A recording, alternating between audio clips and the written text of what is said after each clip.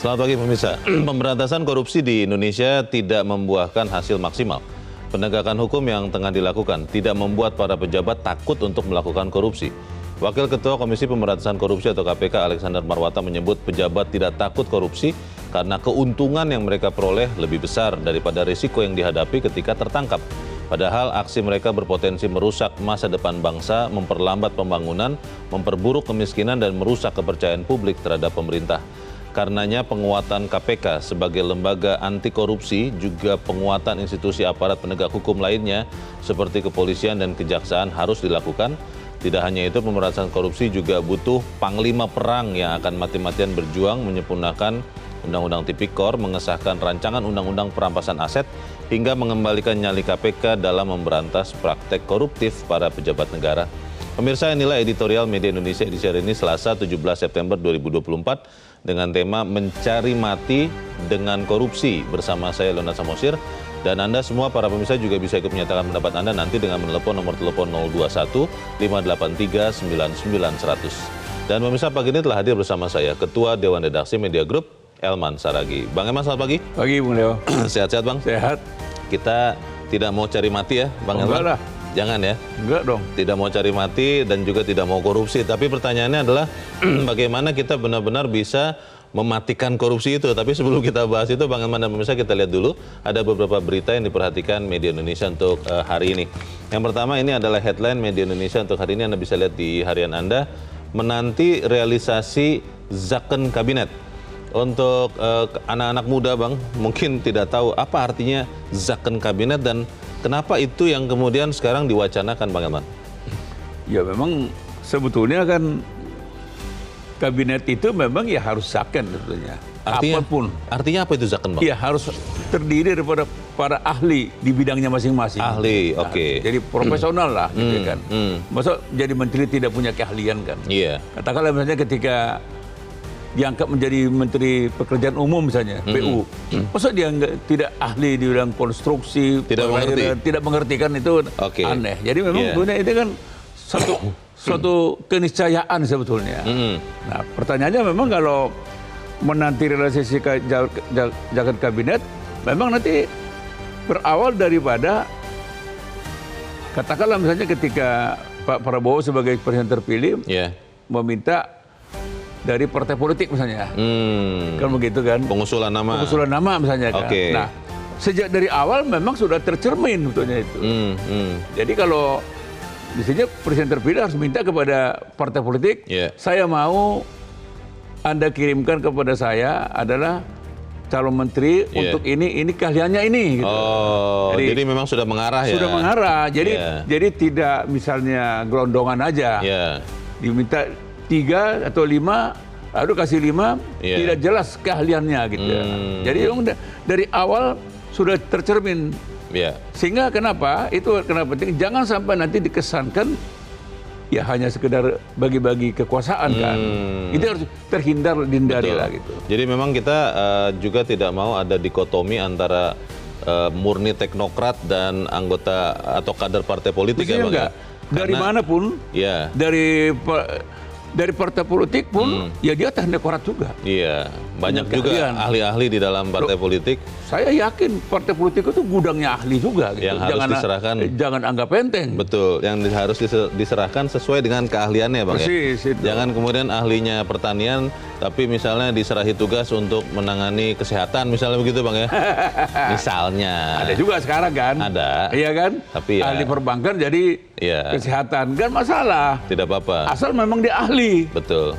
Baik, kita tunggu nanti Zakon Kabinet yang akan dibentuk seperti apa. Kita beralih ke berita selanjutnya pemirsa di halaman 2, halaman dalam di harian Anda.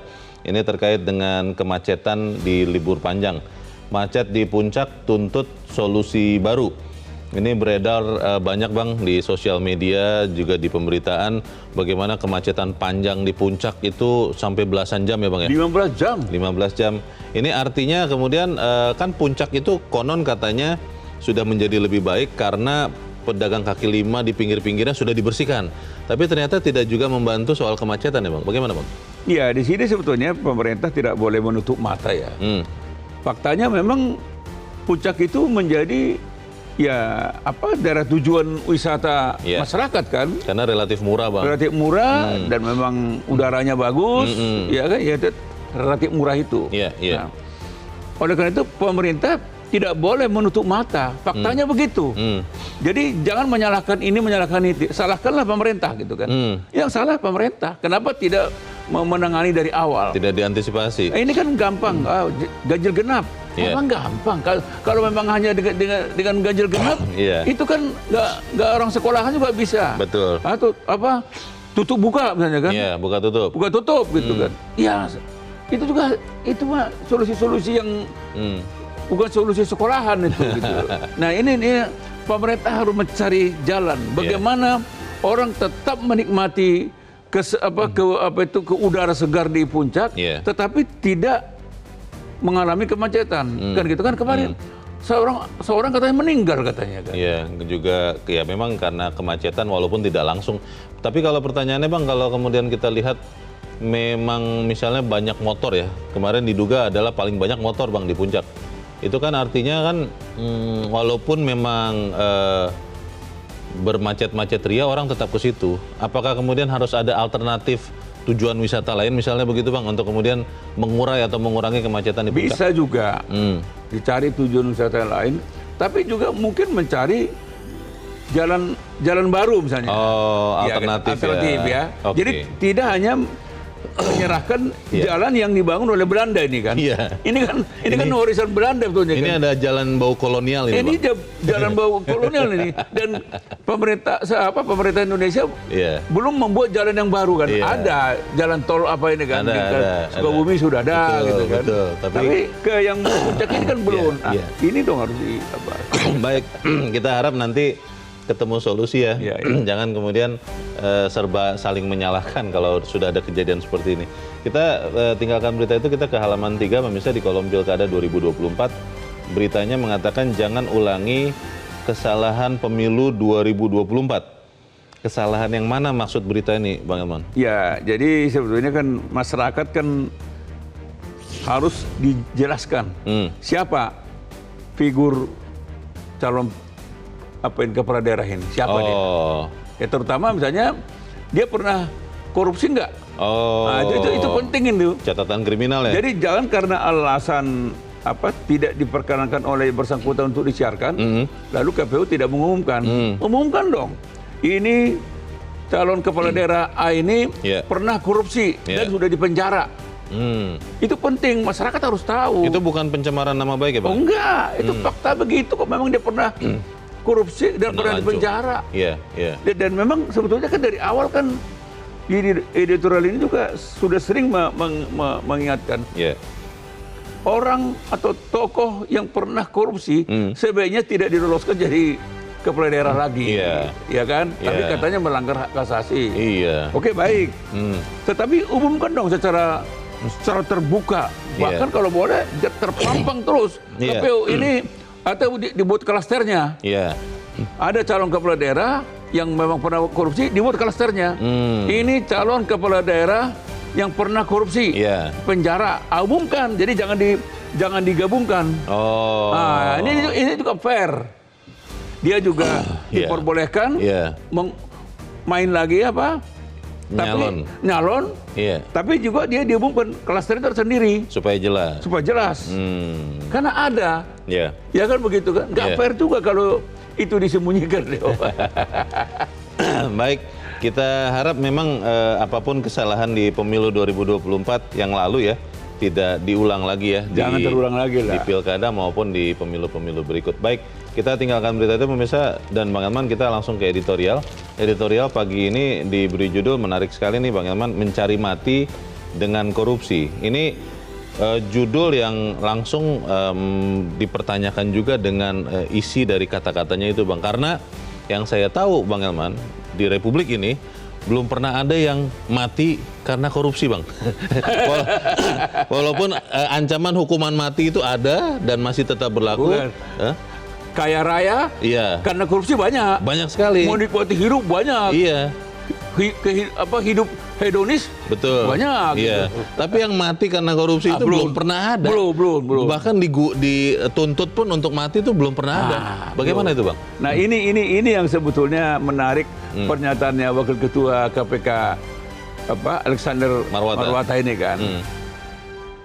Wakil Ketua KPK ini mengatakan pejabat sekarang ini tidak takut korupsi katanya. Tidak takut korupsi? Tidak takut korupsi. Wah. Karena apa? Dia bilang ternyata memang resiko korupsi itu kecil. Oh, sangat kecil. Dibanding kenikmatan, keuntungan yang didapat dari korupsi. Yang akan dia nikmati dari hasil korupsi. Oke. Itulah makanya orang nggak takut korupsi.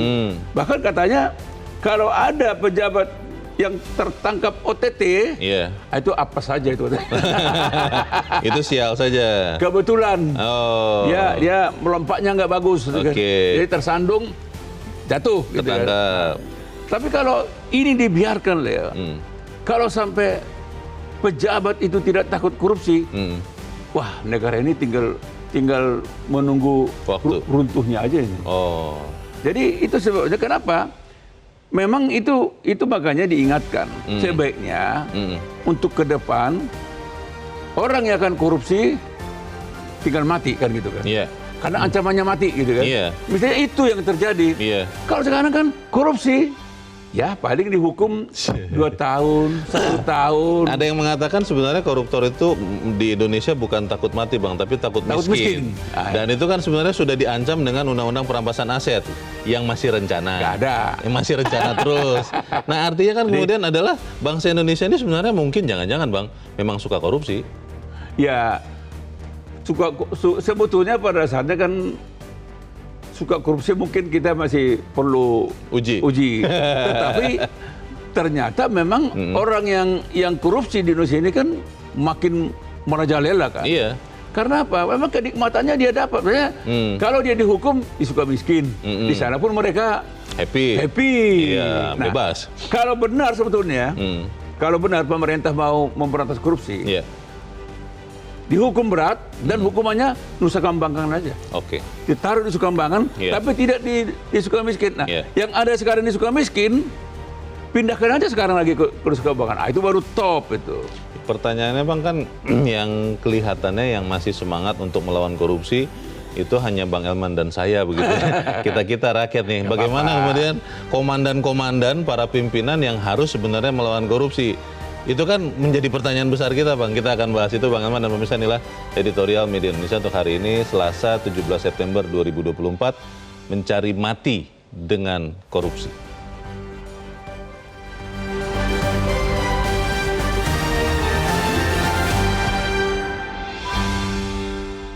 Mencari mati dengan korupsi.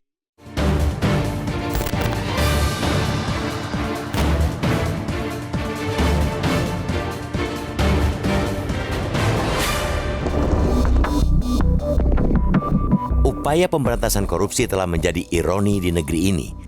Pejabat di Indonesia sudah tidak takut lagi untuk melakukan korupsi. Sekalipun ancaman hukuman terbentang di depan mata, mereka tetap nekat menggarong uang rakyat. Wakil Ketua Komisi Pemberantasan Korupsi atau KPK, Alexander Marwata, membeberkan alasan para pejabat tidak takut lagi berbuat culas. Keuntungan yang mereka peroleh dari hasil mencuri uang negara lebih besar ketimbang risiko yang dihadapi ketika tertangkap akibat korupsi. Itulah realitas pahit yang dihadapi dalam upaya pemberantasan korupsi di negeri ini yang diakui secara jujur oleh institusi pemberantasan korupsi. Para pejabat sadar akan risiko bakal tertangkap, tetapi tetap berani berbuat jahat karena melihat peluang dalam meraup keuntungan sebesar-besarnya. Jika terjaring operasi tangkap tangan, mereka tinggal menganggap itu sebagai nasib buruk semata, sedang tidak beruntung, atau tengah mendapat ujian dari Tuhan. Toh, ujung-ujungnya mereka akan bebas dalam waktu yang lekas dan masih menyimpan uang sisa hasil korupsi. Persepsi yang tertanam di benak pejabat ini tentu sangat berbahaya. Mereka akan semakin beringas merampok duit negara, melupakan kewajiban dalam menghadirkan keadilan dan kemakmuran bagi seluruh tumpah darah di Republik ini. Dengan tegas kita katakan, praktik menyimpang ini harus segera dihentikan. Perjudian yang mereka lakukan taruhannya sangatlah besar. merusak masa depan bangsa, memperlambat pembangunan, memperburuk kemiskinan, dan merusak kepercayaan publik terhadap pemerintah ialah kenyataan pahit yang mesti ditanggung oleh rakyat. Maka, penguatan KPK selaku lembaga anti rasuah juga penguatan institusi aparat penegak hukum lainnya seperti kepolisian dan kejaksaan sudah mutlak dilakukan. Namun itu saja tidak cukup, harus ada terobosan guna menghadapi korupsi yang merupakan extraordinary crime, kejahatan luar biasa. Mesti ada perbaikan sistem birokrasi, pengawasan publik yang kuat, pengoptimalan non-conviction based asset forfeiture atau perampasan aset tanpa pemindanaan, juga penyempurnaan undang-undang tindak pidana korupsi dengan memasukkan pasal yang mengakomodasi the TIC, illicit enrichment, kekayaan tidak sah. Laporan harta kekayaan penyelenggara negara atau LHKPN yang merupakan salah satu upaya mencegah terjadinya korupsi juga harus diperketat. Aparatur sipil negara atau pejabat negara yang abai dalam melaporkan harta kekayaan harus mendapatkan sanksi. Tidak hanya administrasi, tetapi juga harus dihukum secara pidana. Namun, semua upaya yang telah disodorkan tersebut akan sia-sia manakala tidak ada panglima perang dalam pemberantasan korupsi di Indonesia. Alexander Marwata, wakil ketua KPK itu, terang-terangan mengatakan belum ada satupun kepala negara yang berani mendeklarasikan zero tolerance terhadap korupsi. Sekuat apapun lembaga penegak hukum dan mekanisme hukum yang ada, upaya pemberantasan korupsi akan sulit berhasil tanpa panglima perang yang berdiri di garis depan dengan keberanian dan ketegasan menyikat habis pejabat yang mencuri uang rakyat. Tidak hanya itu, panglima perang ini akan mati-matian berjuang di DPR guna menyempurnakan Undang-Undang Tipikor, mengesahkan rancangan Undang-Undang Perampasan Aset, serta mengembalikan nyali KPK. Dengan begitu, nafsu pejabat untuk menggarong duit negara bisa ditekan atau bahkan dihilangkan. Mereka tidak akan lagi berani untuk berbuat korupsi. Pemberantasan korupsi jangan menjadi slogan semata. Di tengah praktik rasuah terus merajalela, harapan besar masyarakat bertumpu pada pemimpin masa depan yang benar-benar memiliki komitmen kuat dalam memerangi korupsi. Berani jujur itu hebat. Berani korupsi sama saja mencari mati.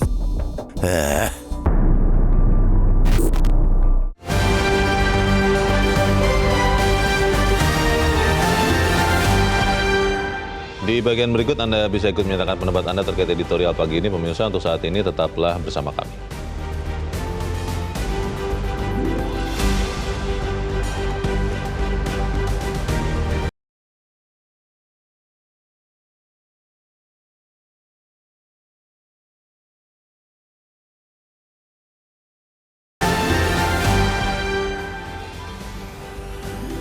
Terima kasih Anda masih bersama kami di Editorial Media Indonesia, dan kita akan bertanya dulu Bang Elman sebelum kita lanjutkan diskusi kita. Kita saat ini sudah tersambung lewat saluran telepon dengan peneliti Indonesia Corruption Watch atau ICW, Kurnia Ramadana. Mas Kurnia, selamat pagi. Selamat pagi, Bang Leo. Ya, Mas Kurnia, kita saya tidak tahu apa lagi ya istilahnya. Sedih, miris, prihatin ketika mendengar Pak Alexander Marwata mengatakan pejabat sudah tidak takut lagi korupsi. Pertanyaannya adalah, kalau itu terjadi sebetulnya karena memang selama ini koruptor dihukumnya kurang berat, atau karena memang bangsa Indonesia adalah bangsa yang suka korupsi sebetulnya? Kalau ICW melihatnya seperti apa, Mas Kurnia? Iya, Bang Leo, kenapa Pak Alexander Marwata mengatakan itu, kami tentu bisa sangat memahami hal tersebut. Sebab pelaku korupsi mendapatkan insentif yang luar biasa besar dari negara. Dari mana kesimpulan itu ditarik? Yang pertama misalnya, ketika mereka diusut perkara tindak pidana korupsi oleh aparat penegak hukum, pada faktanya regulasi kita masih meringankan hukuman bagi pelaku korupsi. Misalnya pada beberapa tahun yang lalu, tatkala rancangan Kitab Undang-Undang Hukum Pidana itu diundangkan, yang kita harapkan ada pemberatan bagi hukuman pelaku korupsi, ternyata justru diringankan.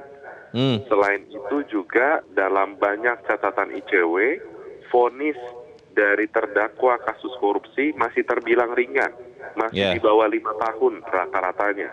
Bahkan Bang Leo, ketika mereka menjalani masa pemidanaan di lembaga pemasyarakatan melalui undang-undang pemasyarakatan yang baru diundangkan tahun 2022 yang lalu, mereka dapat dengan mudah mendapatkan pengurangan hukuman atau remisi. Dan tindak pidana korupsi itu sama dengan tindak pidana umum lain untuk mendapatkan pengurangan hukuman. Demikian, Bang Leo. Pertanyaannya adalah kalau melihat sekian fenomena ya, Mas Kurnia ya, kita lihat penegak hukumnya, KPK, banyak orang mengatakan sekarang sudah relatif lemah. Dan kemudian kita lihat di peradilan yang tadi Anda katakan rata-rata kurang dari 5 tahun hukuman koruptor. Lalu ada undang-undang yang tadi Anda katakan juga pemidanaan yang kelihatannya makin permisif terhadap korupsi. Kalau saya menyimpulkan bahwa sebetulnya kita ini adalah bangsa yang suka korupsi, benar dong Mas Kurnia, bagaimana Mas?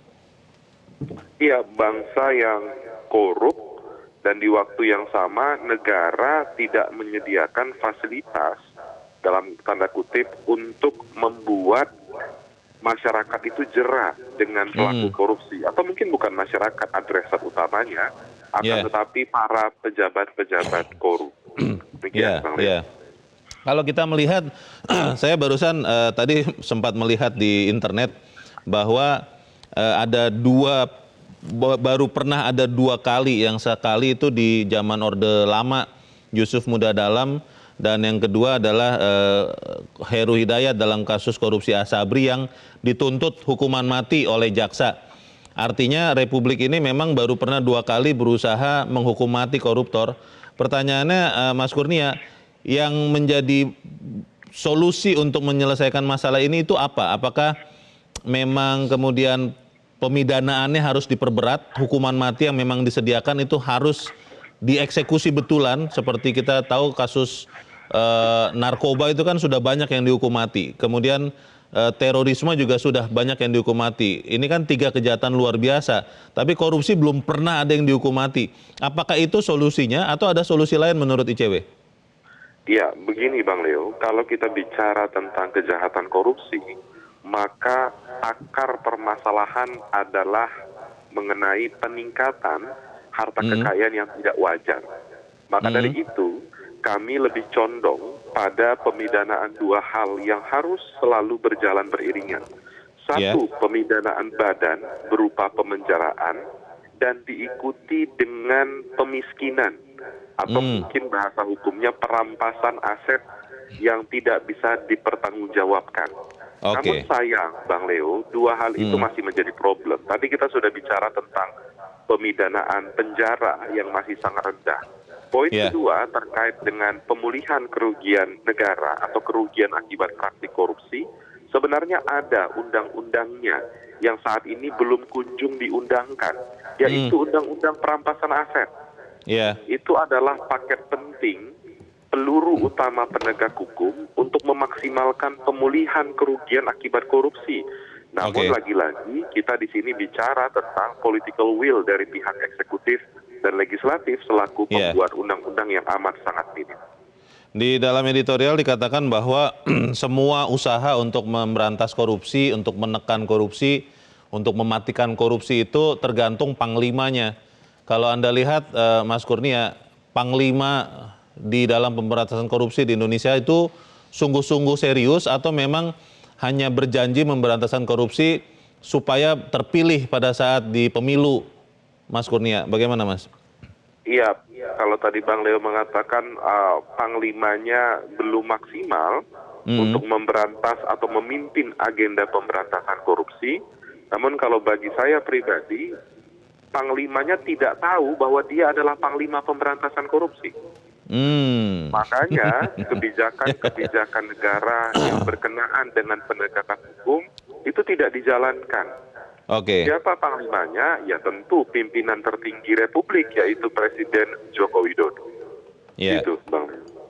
Baik, kalau begitu kita berharap lah ya bahwa panglima yang sekarang maupun panglima yang akan datang benar-benar juga bisa sungguh-sungguh ya memimpin pemberantasan korupsi supaya yang mati adalah korupsinya, bukan bangsa Indonesia. Terima kasih peneliti ICW Kurnia Ramadana sudah mencerahkan kami. Selamat pagi, Mas Kurnia. Selamat pagi, terima kasih. Bang Imam, pertanyaannya Bang, ketika kita melihat tadi ya dijabarkan oleh Mas Kurnia, pemidanaannya juga lemah, lalu ketika sudah terhukum pun itu mendapat remisi dengan mudah koruptor. Apakah itu artinya memang kita nih suka tidak suka harus mengakui bahwa ya kita memang permisif, kita memang mengiyakan korupsi itu tidak apa-apa Bang? Bagaimana Bang? Ya memang faktanya kan sebetulnya kan pemberantasan korupsi itu kan hanya di mulutnya aja kan. Iya, hanya di atas kertas Bang. Atas kertas. Pernyataannya memang gegap gempita itu. Semua bilang lawan korupsi. Lawan korupsi. Iya. Padahal yang ngomong itu koruptor juga. Tidak lama kemudian dia tertangkap malah. Tadi kan dijabarkan oleh Mas Kurnia ya. Memang itu terjadi. Di dalam prakteknya terjadi pelemahan-pelemahan. Katakanlah tuntutan saja kan. Ya kadang-kadang rata-rata di bawah 5 tahun. Sudah rendah tuntutan, vonisnya juga rendah, ditambah lagi dia dapat remisi lagi gitu. Dengan hidup yang bahagia juga. Ya, dapat remisi di penjara ya kan? Iya. Jadi sama dengan tindak pidana yang lain kan. Betul. Nah, ditambah lagi dia ketika dia dipenjarakan di Sukamiskin, nikmat juga kan. Iya.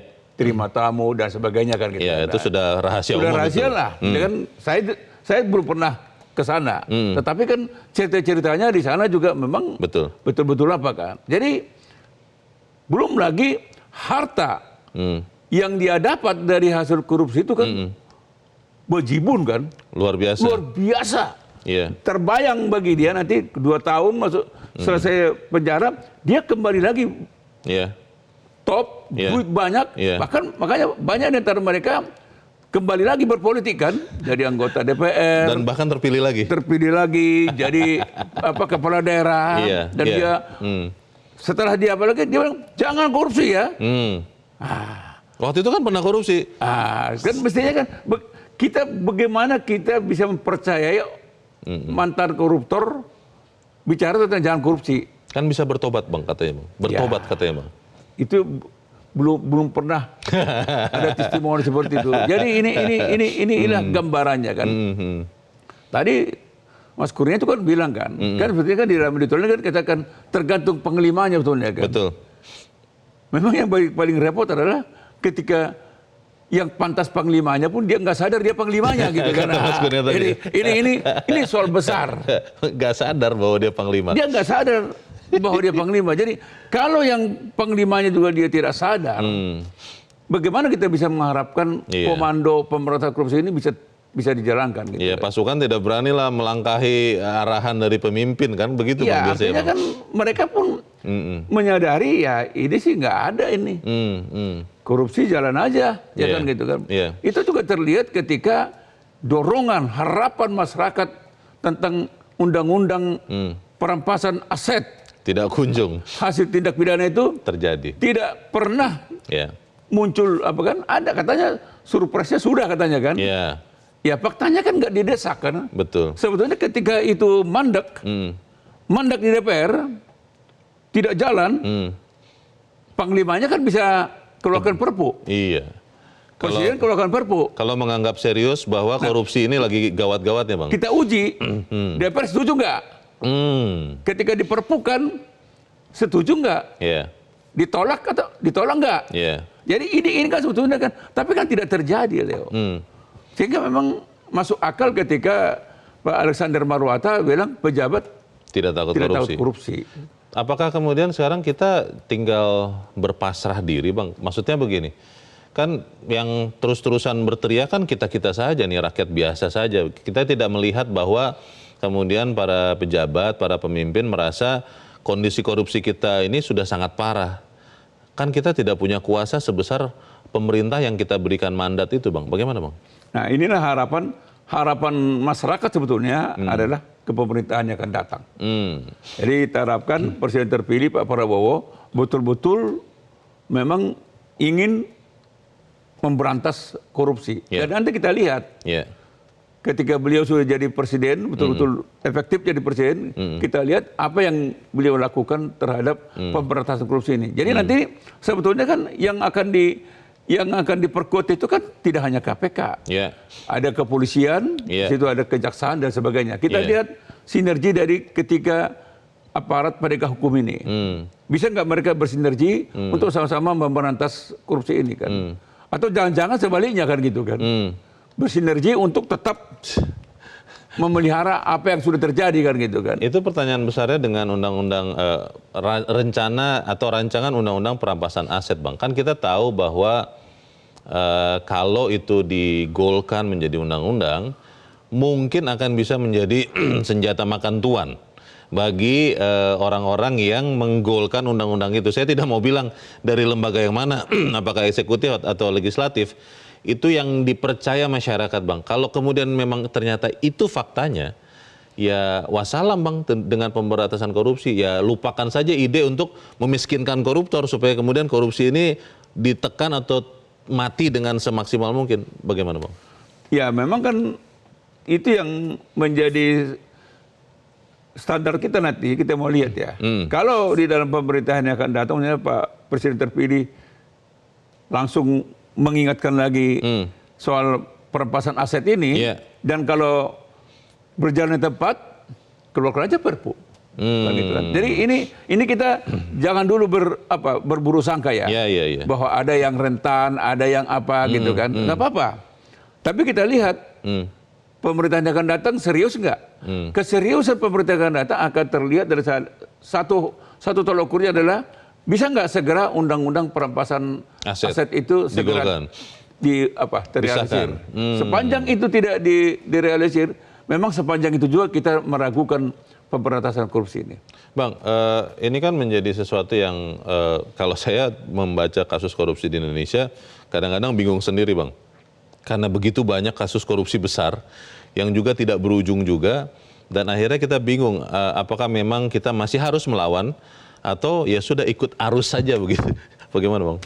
Ya kalau saya sih mengatakan tidak boleh kita ikut arus ya.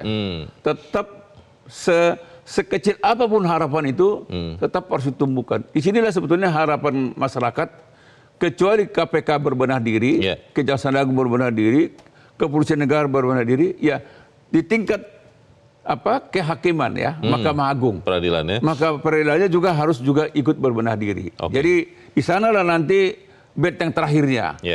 Kan gitu kan. Mestinya Mahkamah Agung harus juga menjadi ujung tombak terdepan. Jadi tidak hanya kita menyalahkan KPK, tidak menyalahkan Kejaksaan Agung, tapi Mahkamah Agung juga kita minta partisipasinya. Mana dong? Jangan kemudian tekad pengadilan untuk mewujudkan negara yang bersih. Jangan kemudian terus-terusan menghukum lebih rendah daripada yang dituntut, begitu ya, Bang ya? Membebaskan koruptor. Malah lebih parah lagi begitu. Baik, kita harus jeda dahulu, Bang Eman dan pemirsa tetaplah bersama kami, Editorial Media Indonesia, segera kembali.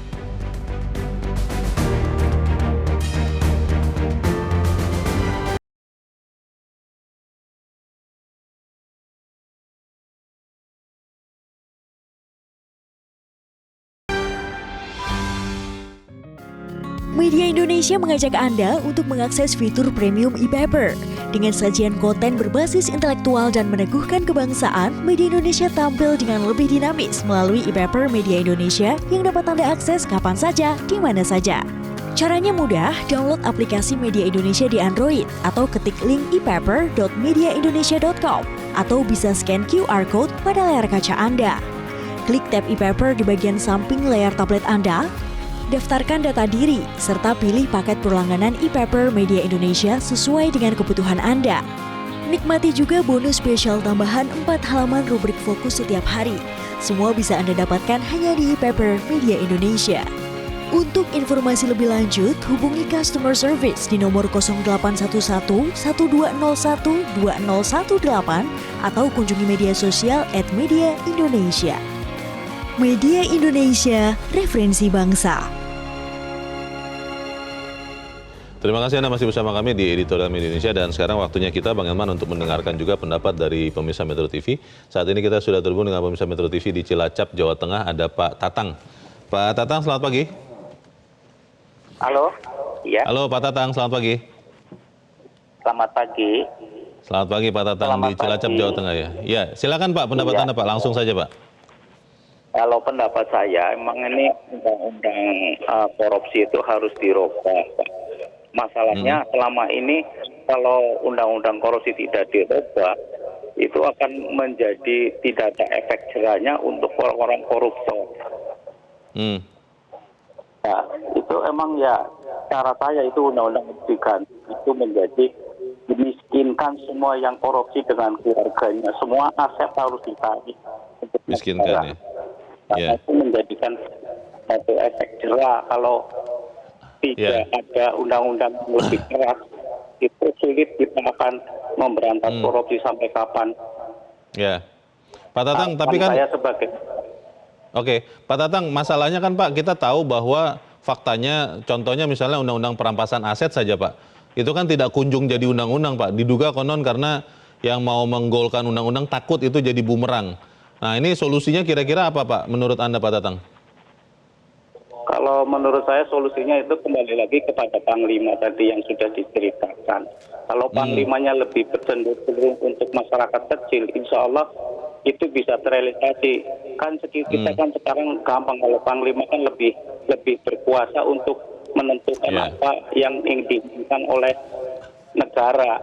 Nah, sekarang kalau selama ini tidak pernah ada istilahnya ketegasan dari Panglima sendiri, ini akan sulit memberantas korupsi. Oke, kembali lagi ke Panglima ya. Terima kasih Pak Tatang di Cilacap, Jawa Tengah untuk pendapat Anda Pak. Selamat pagi. Di belakang Pak Tatang ada pemirsa Metro TV di Tangerang, Banten, Pak Wartono. Pak Wartono, selamat pagi. Selamat pagi. Selamat pagi Pak Wartono di Tangerang. Ya, silakan Pak Wartono, pendapat Anda Pak, langsung saja. Ya, baik. Saya alhamdulillah hidup sebagai bangsa Indonesia sudah berusia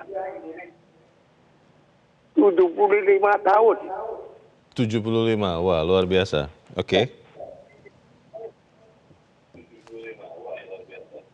Tapi saya sangat sedih sekali. Ya. Melihat panglima Indonesia ini. Ya Pak, langsung saja Pak. Iya. Untuk pemberantasan korupsi ini benar-benar Tumpul ya Pak. Katanya, iya, saya minta satu, koruptor harus dihukum mati. Oke. Yang kedua, undang-undang korupsi seperti rampasan aset itu segera dilaksanakan. Ya. Yang ketiga, para pejabat yang pernah korupsi dilarang menjabat apapun di negeri Indonesia ini. Masih banyak orang Indonesia yang pinter-pinter. Itu aja, Pak. Baik. Terima kasih Pak Wartono di Tangerang, Banten untuk pendapat Anda yang sangat lugas. Terima kasih Pak, selamat pagi. Di belakang Pak Wartono ada pemirsa Metro TV di Bandung, Jawa Barat, Pak Sony. Pak Sony, selamat pagi. Selamat pagi, Bung Elman. Selamat pagi, Bung Leo. Selamat pagi, Pak Sony. Silakan Pak, pendapat Anda, Pak. Iya, saya coba satu ya. Sebetulnya ini kalau dibilang dari pembahasan sudah lama sekali ini, masalah korupsi ini nggak akan beres. Sampai kapanpun nggak akan beres. Karena saya melihat dari semuanya tidak ada keinginan untuk memberantas. Karena memang semuanya ketakutan. Contoh aja seperti Undang-Undang Pemberantasan Korupsi untuk pemberantasan apa? Untuk pemberantasan aset, untuk apa? Dan apa? Pemberantasan uang kartal itu sebenarnya sudah bagus itu, karena dengan pembatasan apa namanya keuangan kita bisa lihat berapa uang yang akan keluar, kemudian juga siapa-siapa saja yang bisa menyuap dan seperti itu. Tapi kan dari DPR sendiri tidak pernah jadi ya. Bahkan malah dilecehkan. Pernah saya melihat pada waktu itu salah satu rapat di Dewan ya. Sampai bilang katanya kalau masalah seperti ini jangan di kita katanya. Ini sama bos-bos di atas. Nah itu bisa terbayang seperti itu. Bagaimana kalau semuanya berkolaborasi seperti itu, saya tidak pernah optimis bahwa pemberantasan korupsi ini akan pernah terwujud. Tidak akan pernah sampai kapanpun. Ingat itu. Karena semuanya pasti pada takut. Apalagi kalau dimiskinkan ya. Sebenarnya koruptor itu satu, dimiskinkan aja. Mereka nggak usah dipenjara. Kalau dimiskinkan, itu akan bisa jadi solusi ya. Baik, terima kasih Pak Sony di Bandung, Jawa Barat untuk pendapat Anda. Selamat pagi Pak. Ini Bang, jangan sampai kemudian kita seperti ya yang dirasakan Pak Sony ini Bang, tidak pernah optimis bahwa kita benar-benar akan bisa memberantas korupsi. Bagaimana Bang? Ya kalau kita simpulkan dari 3 pemirsa pagi ini, ya mereka kan pesimis kan? Iya. Pesimis korupsi itu bisa diberantas. Pesimis juga ada kemauan pemerintah untuk memberantas korupsi kan? Iya. Ini kan suara-suara rakyat ya. Dan perkiraan kita sih mayoritas rakyat juga berpikir seperti ketiga pemirsa pagi ini kan. Dan ini kan bahaya kan. Iya. Jadi sebetulnya kalau boleh mau mendengarkan suara rakyat, langkah pertama pemerintah yang akan datang adalah kemana mereka menancapkan untuk tekad berantas korupsi. Itu nanti akan membuat gelora pembangunan ini akan cepat. Semangat membangun akan cepat.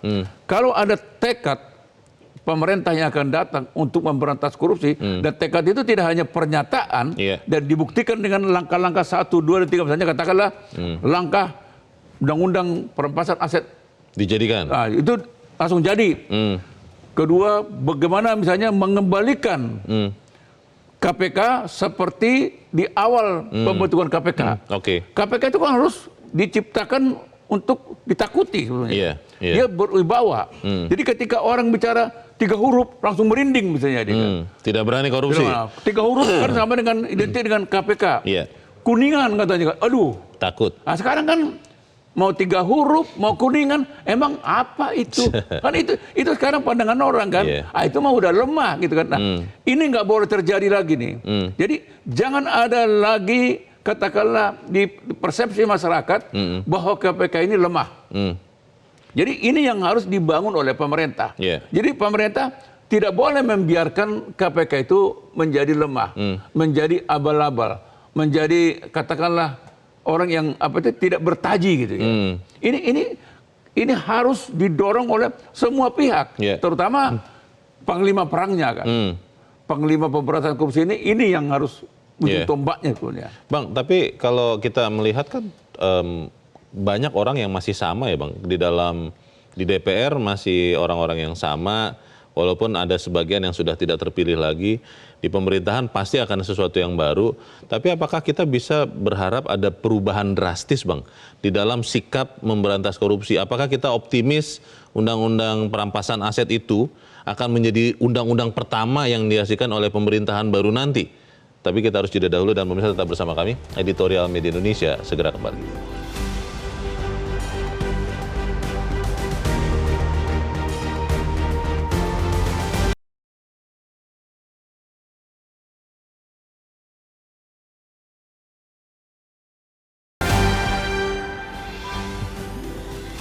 Terima kasih Anda masih bersama kami dan kita ada di bagian akhir dari diskusi kita pagi ini. Bang Elman, kalau kita melihat 20 Oktober tidak lama lagi Bang, ada pergantian pemerintahan dan kita berharap betul bahwa pemerintahan Prabowo Gibran nanti bisa membuat perubahan nyata. Pertanyaannya Bang, ketika lingkungannya masih belum banyak berubah di DPR, di pemerintahan mungkin akan ada orang baru. Apa kita bisa berharap undang-undang perampasan aset konkret di situ dulu deh Bang? Itu benar-benar bisa segera diluncurkan Bang? Nggak apa-apa, lingkungannya tidak berubah, katakanlah seperti yang Bung Leo konstatir tadi, DPR-nya masih itu-itu saja gitu ya. Kebanyakan mirip ya? Banyak mirip gitu ya. Nggak apa-apa, sepanjang Presiden sebagai Panglima Perang Pemberantasan Korupsi itu tegas, dia firm untuk memberantas korupsi, itu pasti bisa. Jadi kita tidak bisa lagi misalnya berharap semua bersama-sama gitu kan. Idealnya memang semua bersama-sama kan gitu kan. Semua elemen masyarakat, termasuk DPR, termasuk politisi, termasuk partai politik, sama-sama. Ayo, mari kita sama-sama berantas korupsi. Idealnya itu. Tapi kalau yang ideal ini tidak ada, harus ada yang memulai. Siapa yang kita harapkan memulai itu? Ya presiden terpilih.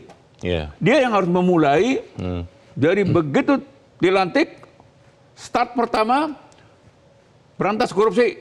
Nah, langsung diingatkan segera lahirkan undang-undang perampasan aset gitu kan. Dia kasih waktu, kasih 3 bulan. Kalau 3 bulan tidak kunjung selesai, bahkan tidak dibahas, keluarkan Perpu. Itu yang akan penanda bahwa memang tekad itu ada gitu ya. Kalau tetap saling menunggu, Leo, menunggu bahas, ya itu artinya memang tekad itu hanya di atas kertas gitu kan. Setiap kali mau melawan korupsi kan pasti yang korupsi atau berniat korupsi atau yang pernah korupsi belum ketahuan, Bang, pasti akan melawan, Bang. Bagaimana kemudian kita bisa optimis Presiden terpilih Prabowo Subianto akan benar-benar sanggup melawan perlawanan dari koruptor ini, Bang? Karena sebagai presiden kan paling tidak 2 aparat penegak hukum kan di bawah beliau kan. Kapolri, Jaksa Agung. Betul. Kalau kedua lembaga ini aja difungsikan, itu pasti sudah bisa. Lalu kedua, kembalikan kedudukan KPK seperti awalnya gitu kan. Jadi KPK ini, lembaga KPK ini dihidupkan lagi. Dia sebagai lembaga untuk pemberantasan korupsi kan gitu kan. Jadi perkuat. Jangan ada pelemahan. Nggak apa-apa. Siapapun pimpinan KPK yang terpilih nanti itu perkuat aja. Jadi kalau KPK diberdayakan bersama-sama dengan Kejaksaan Agung, bersama-sama dengan Kepolisian Negara Republik Indonesia, itu pasti bisa. Nggak apa-apa. Kalau yang lain tidak mau, nggak apa-apa. Ya mereka, ketiga aparat penegak hukum ini akan menyergap mereka.